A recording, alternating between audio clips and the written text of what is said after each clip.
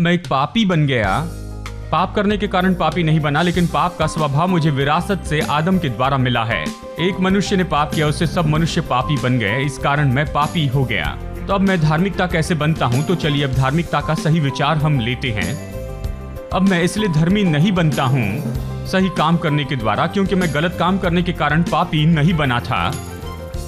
मैं जिस तरह पापी बना उसी तरह से धर्मी बनता हूं। मैं एक मनुष्य के पाप के कारण पापी बन गया, मैं एक मनुष्य की धार्मिकता के कारण धार्मिकता हो जाता हूं।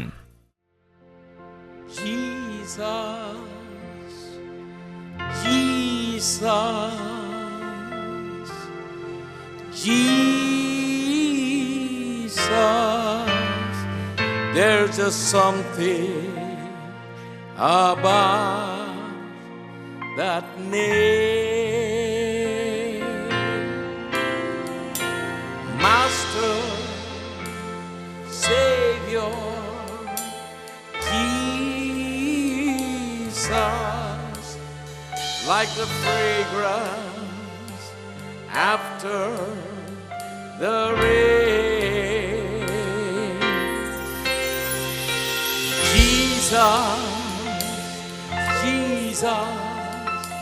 Jesus,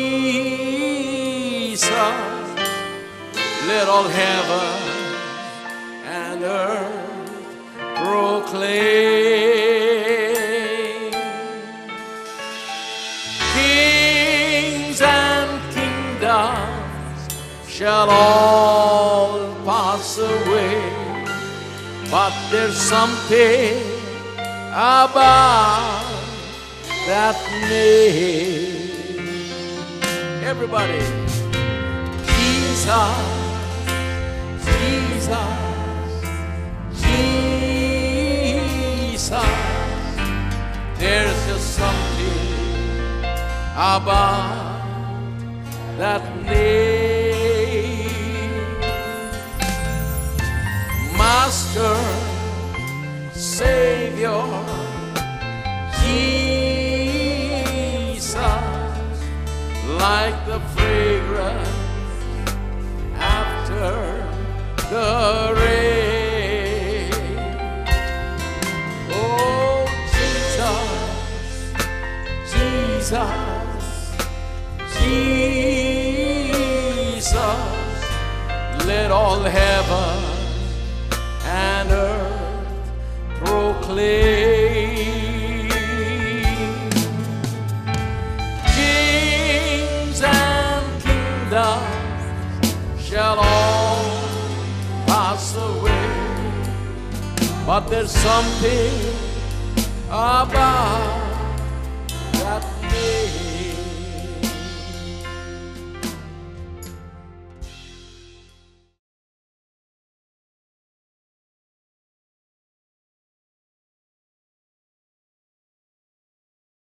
रोमियो अध्याय 5 हम अनुग्रह पर चर्चा कर रहे हैं।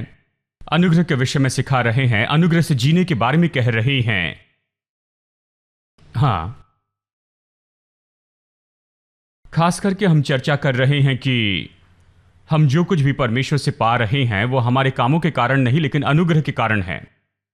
हम ये दिखाने की कोशिश कर रहे हैं कि ये कामों से नहीं, लेकिन अनुग्रह से है। विश्वास के द्वारा अनुग्रह से तुम्हारा उद्धार हुआ, यही तो फार्मूला है। जो भी हम परमेश्वर से पाते हैं वो तो निश्चय विश्वास के द्वारा और अनुग्रह से ही प्राप्त करते जाते हैं। अब देखिए, समस्या तो शुरू के चर्च में और साथ में आज के चर्च में भी बस यही समस्या है। कई बार हम अनुग्रह से शुरू करते हैं। जब कोई आता है तो हम अनुग्रह कहते हैं, परमेश्वर भला है, वो क्षमा करता है, वो आपको क्षमा करेगा, आप जैसे वैसे आ सकते हैं और ये सब। और जब वो आ जाता है तो हम उसे छोड़ते नहीं हैं, पहली गलती पर ही हम उसे मारते हैं। हम तुरंत ही उस पर कोई भी दया नहीं करते। अब कोई अनुग्रह नहीं रहता, कामों के बारे में कहते जाते हैं।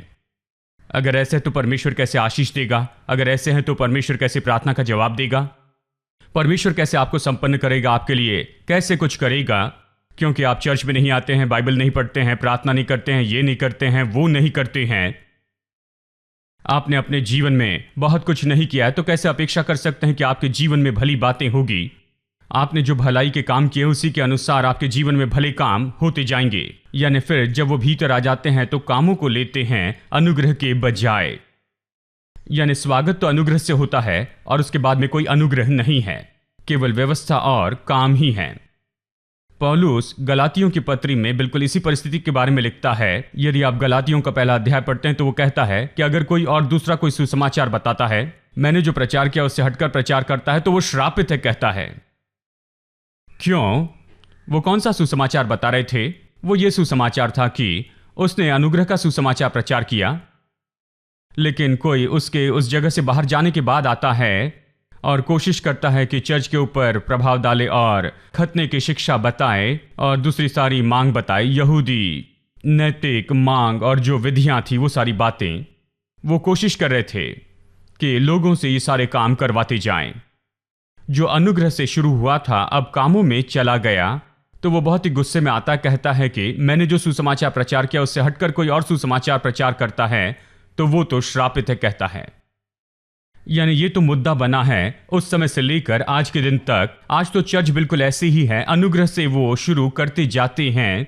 हम अनुग्रह के बारे में कहते हैं, बताते हैं परमेश्वर पापियों से प्रेम करता है, वो पापियों के लिए मरा, लेकिन जब वो आकर विश्वासी हो जाते हैं, जानते हैं हम निर्दयी होते हैं और हम पूरी तरह कामों पर आधारित होते हैं और इसलिए लोगों में शांति नहीं है, कोई विश्राम नहीं है।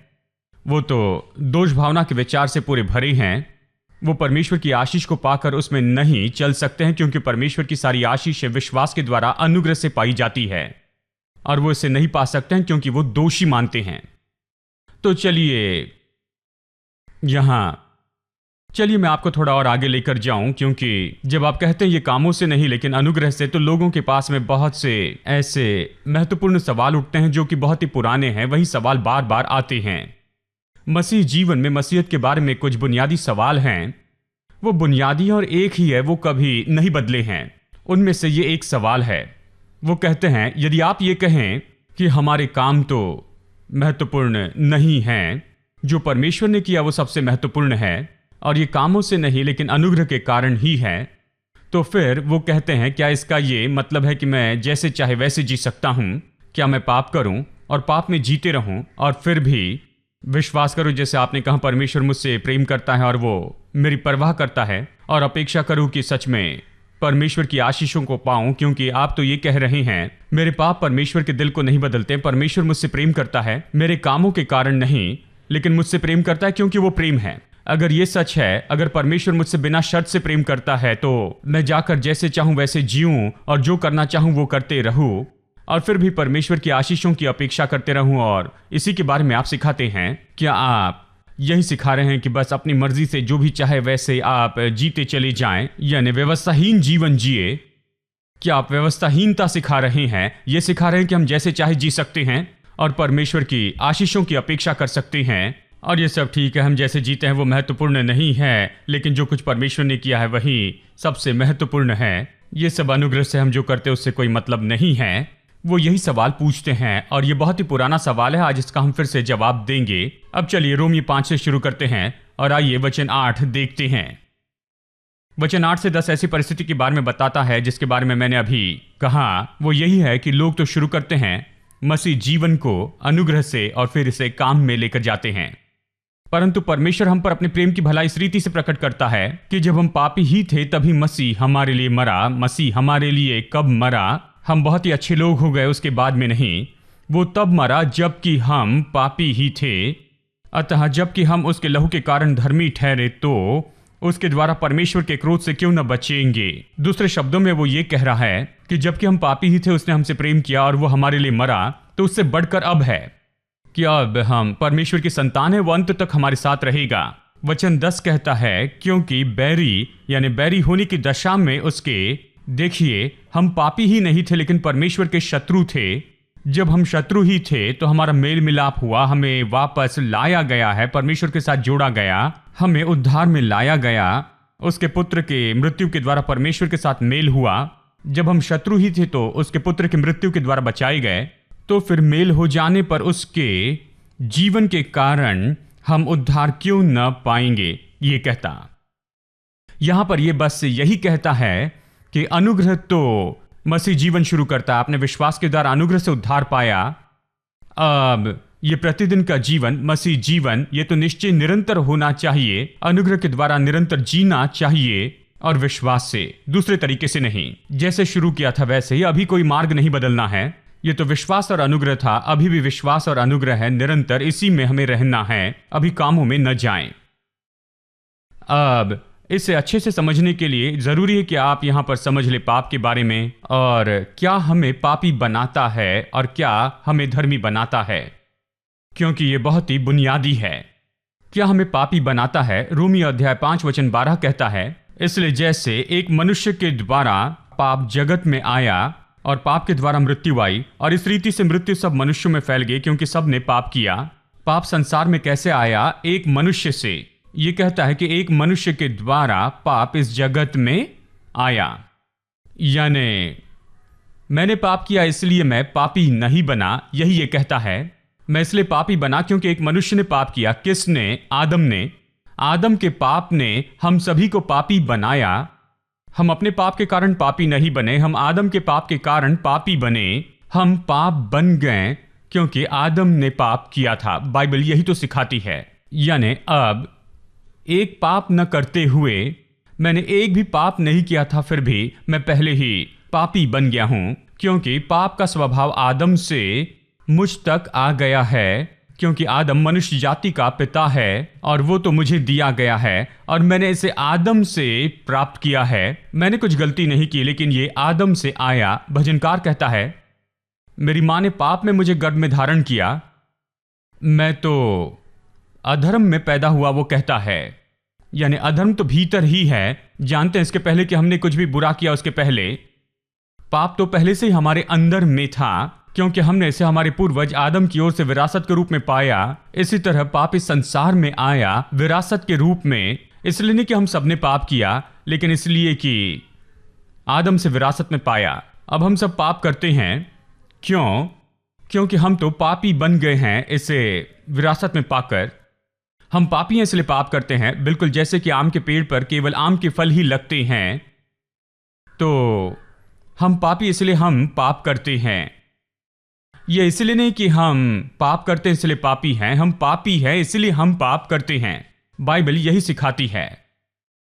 यानी हम पापी होते हैं पाप करने से नहीं, लेकिन आदम के पाप के कारण पापी होते हैं। फिर बाइबल सिखाती है कि हम धर्मी कैसे होते हैं। बहुत ही दिलचस्प है, और इसलिए धार्मिकता को सिखाने के पहले हमें पाप के बारे में चर्चा करना होगा। मेरे बचपन में यही तो मेरे सामने सवाल था। मैंने पाप की ओर देखा जैसे अपने पापों के कामों को देखता, तो मैंने सोचा, देखो मैं इसलिए पापी हूं क्योंकि हमेशा पाप करता हूं। मैं हमेशा वही करता हूं जो परमेश्वर स्वीकार नहीं करता है। यानी अगर मैं धर्मी व्यक्ति होना चाहता हूं तो मुझे वो काम करना शुरू करना होगा जो अच्छे हैं, परमेश्वर के सामने सही हैं। मैंने सोचा कि मैं पापी इसलिए होता हूं क्योंकि मैं पापी काम करता हूं, तो स्वाभाविक रूप में क्या मुझे धर्मी करेगा? वो तो मेरे धार्मिकता के काम होंगे। मैंने सोचा यही तो गलती थी। अगर पाप के विचार में अगर आप गलत होंगे तो धार्मिकता के विचार में भी आप गलत होंगे।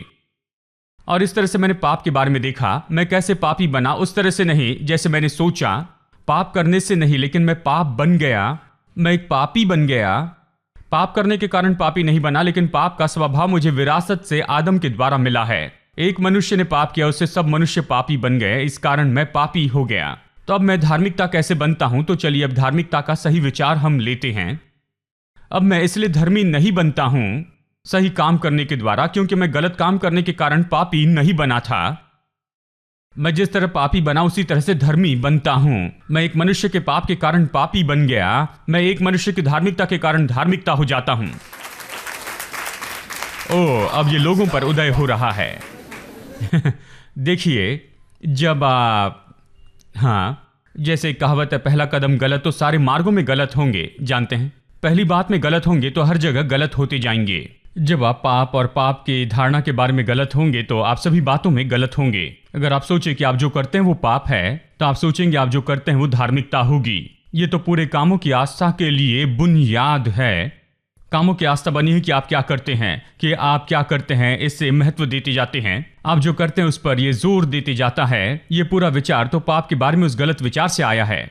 और इसलिए मैं इसे कह रहा हूं, तो आप पापी बनते हैं एक मनुष्य के पाप से और आप एक मनुष्य की धार्मिकता से धर्मी होते हैं। चलिए इसके लिए वचन देता हूं, मेरे साथ में पढ़िए रोमी अध्याय 5 वचन 15। पर जैसी अपराध की दशा है वैसी अनुग्रह के वरदान की नहीं, क्योंकि जब एक मनुष्य के अपराध से बहुत लोग मरे तो परमेश्वर का अनुग्रह और उसका जो दान एक मनुष्य के अर्थात यीशु मसीह के अनुग्रह से हुआ वो बहुत से लोगों पर अधिकाई से हुआ। लेकिन यहां पर ये उपयोग करता है डबल निगेटिव का उपयोग, तो इसे समझना थोड़ा मुश्किल है, लेकिन सरल शब्दों में पर जैसे अपराध की दशा है वैसे अनुग्रह के वरदान की नहीं। इसका मतलब ये है, अगर अपराध और मुफ्त का वरदान, अगर आप इसकी तुलना करते हैं कि एक मनुष्य ने पाप किया और धार्मिकता का मुफ्त का वरदान जो यीशु मसीह और उसके अनुग्रह के द्वारा आया है, दोनों की तुलना करें, पाप की अनुग्रह से तुलना करें, तो इनकी तुलना नहीं है, ये समान नहीं है। जो कुछ पाप ने किया है अनुग्रह ने उससे बढ़कर किया है, ये यही कहता है। ये एक समान नहीं है। कहता है पाप ने जो किया अनुग्रह ने उसे बहुत ज्यादा सुधारा, उसके बदले में बहुत कुछ किया है, उसने यही तो किया है, ये कहता है। हां, तो एक मनुष्य से यानी एक मनुष्य के अपराध के कारण, अब यहां से आगे जो वचन मैं पढ़ूंगा इस अध्याय के अंत तक पढ़ूंगा, ये एक शब्द महत्वपूर्ण है जिसके बारे में कहता है कि एक मनुष्य आदम और दूसरी और एक मनुष्य जो शब्द है वो तो यीशु के बारे में बताएगा। ये बार बार आता है। अब बाइबल के अध्ययन में ये तो सच में बहुत ही महत्वपूर्ण है। जब कुछ बात बार बार आती है तो वही मुद्दा है, यही पूरी बात है। आपको इसे समझना होगा। इस पूरे अध्याय का अर्थ यही तो है। या इस वचन में वचन 15 से शुरू करते हुए यहां से अंत तक, या कहिए वचन 12 से लेकर वचन 21 तक, आप यहां पर तुलना देखेंगे कि उस एक मनुष्य आदम ने, उसने क्या किया, उसने क्या लाया, और एक मनुष्य यीशु मसीह, और उसने क्या किया, उसने संसार में क्या लाया है। ठीक है, ये कहता है एक के अपराध के कारण यानी आदम के कारण बहुत से लोग मरे। अब ये नहीं कह रहा है कि लोग नीचे गिरकर मर रहे हैं, श्वास लेना बंद कर रहे हैं, जानते हैं, ये उस तरह की मृत्यु के बारे में नहीं कह रहा है। तो इसका क्या अर्थ है जब ये कहता है कि एक मनुष्य के अपराध के कारण बहुत लोग मरे? ये उस आत्मिक मृत्यु के बारे में कह रहा है। देखिए, परमेश्वर ने आदम से कहा, अदन की वाटिका में उससे कहा, तो इस वाटिका के सभी पेड़ का फल खा सकता है लेकिन एक पेड़ का फल नहीं खाना, वो खास करके भले और बुरे के ज्ञान का पेड़। और जिस दिन तो उस पेड़ का फल खाएगा उसी दिन तुम मर जाएगा। वो दिन खास करके बताता है। वो कह सकता कि जब तुम खाओगे तो मर जाओगे, उसने इस तरह से नहीं कहा। उसने कहा जिस दिन तुम खाओगे मर जाओगे। अब जिस दिन उसने ये फल खाया उसी दिन नहीं मरा, यानी वो वहां पर श्वास लेना बंद करके मर नहीं गया, उसी दिन उसे नहीं दफनाया। और मैं आपको बताऊं कि लगभग 900 साल से भी ज्यादा वो जिया। वो तो बस जा रहा था, जी रहा था, तो वो मरा नहीं। तो क्या परमेश्वर झूठा है? क्या परमेश्वर झूठी गवाही दे रहा था? परमेश्वर क्या कह रहा था? वो ये कह रहा था कि जिस दिन तुम इसे खाओगे उसी दिन मरोगे। जिस दिन उसने खाया क्या उसी दिन मर गया? मैं आपसे कहता हूं कि हां, उसी दिन मर गया, क्योंकि मृत्यु बहुत से रूप में आती है। एक रूप शारीरिक मृत्यु है। शारीरिक मृत्यु क्या है? यह मेरी आत्मा का मेरे शरीर से अलग हो जाना है। जब मेरी आत्मा चली जाती है तो मैं मर जाता हूं। लेकिन आत्मिक मृत्यु यह भी अलग होना है। यह सिद्धांत है। किस तरह का अलग होना? मैं परमेश्वर से अलग होता हूं, यह आत्मिक मृत्यु है। जैसे शारीरिक मृत्यु शरीर से अलग हो जाना है, आत्मिक मृत्यु मनुष्य का परमेश्वर से अलग होना है। परमेश्वर से अलग हो जाना, यही तो अदन की वाटिका में उस दिन हुआ था जिस दिन उसने वो फल खाया था। उसी दिन जिस दिन आदम ने खाया और हव्वा ने वो फल खाया, भले और बुरे के पेड़ का फल उन्होंने खाया, परमेश्वर से अलग हो जाना हुआ और वो सच में मर गए एक मनुष्य के अपराध के कारण। तब उन पर मृत्यु आई और फिर वो हम सब में से ही फैल गई, तो वो उस दिन मर गया। आत्मिक रूप में परमेश्वर से अलग हो गया, इस तरह की मृत्यु। और वही आत्मिक मृत्यु तो वहां से सभी मनुष्य जाति के ऊपर आती चली गई, जिसमें हम सब लोग हैं, और बाद में वो पूरी पीढ़ी में फैलती चली गई। एक के अपराध के कारण बहुत से मर गए, ये कहता है। तो वो आत्मिक मृत्यु के बारे में कहता है। तो अब देखिए, आत्मिक मृत्यु इस तरह से है, ये परमेश्वर से अलग होना है। परमेश्वर से अलग होने का मतलब, इसका मतलब है कि अभी आप परमेश्वर से अलग हो गए, उसकी मदद की जरूरत नहीं। परमेश्वर के पास जाकर उसकी मदद नहीं ले सकते हैं। आप उसे नहीं जानते, उसके मार्ग नहीं जानते हैं, प्रार्थना करके उत्तर नहीं पाते, परमेश्वर के साथ कोई संबंध नहीं है, अपना जीवन अपने ही बल में जीते हैं। और इस तरह से मनुष्य का जीवन तो उसके बाद में हर तरह की गड़बड़ी से ऐसे ही भर गया था। जिस पल मनुष्य ने पाप किया तो यह अलग हो जाना हुआ, और फिर उसी दिन से देखिए परिवार की समस्या हुई। बताने के लिए समय नहीं है। उत्पत्ति 3 के बाद में हम देखते हैं कि परिवार का तनाव यहां पर शुरू होता है। आदम और हवा के बीच उसी दिन से शारीरिक समस्या आई। बच्चे को जन्म देना तो सच में बहुत ही पीड़ादायी हुआ। जानते हैं, यह तो सामान्य दर्द था और बाद में यह असाधारण दर्द हो गया और यहां तक कि स्त्रियों के जान के लिए धोखा बन गया। बच्चे को जन्म देना बड़ी चुनौती से भरी बात हो गई और शारीरिक समस्याएं आई, और फिर आर्थिक परेशानी आई, या कहिए कि बहुत एक संसार में बड़ी समस्या आई। मनुष्य जो है संपन्न जीवन नहीं जी सक रहा था। कांटे और उटकटारें बढ़ने लगी। उसके पहले कांटे उटकटारे नहीं थे, जो भी बोया गया वही बढ़ता था, लेकिन फिर कांटे उटकटारे बढ़ने लग गए। मनुष्य का जीवन बहुत ही मुश्किल हो गया। उसे अपने माथे के पसीने से रोटी खानी थी और आखिर में शारीरिक मृत्यु भी आई। उत्पत्ति अध्याय 3 वचन 17 से 19 में इन 4 बातों के बारे में लिखा है। देखिए, ये सारी बातें, ये पूरा सारांश बताती है कि मनुष्य के आत्मा, प्राण और शरीर में क्या हुआ, मनुष्य के साथ में क्या हुआ, इस आत्मिक मृत्यु के परिणाम में क्या हुआ।